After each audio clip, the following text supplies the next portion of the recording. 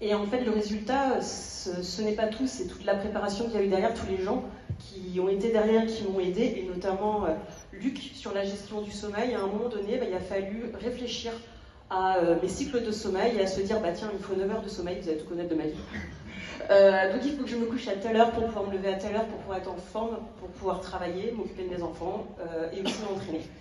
Et sur la Manche, le jour du défi, il y a eu un moment, donc pendant 9 heures, j'ai vomi, j'étais malade à cause du phytoplancton, de la houle, donc j'étais à 2 doigts de partir en malaise. Et donc là, on a réussi, je crois que c'est une des choses sur lesquelles je suis plus fière dans notre travail, ça a été de réussir à passer au-delà de ce moment où tu as juste envie de te dire, là c'est bon, j'arrête, je sors, je vais me retrouver en danger. Et en fait, à aucun moment je me suis sentie en danger parce que j'étais en confiance grâce à l'équipe que j'avais sur mon bateau.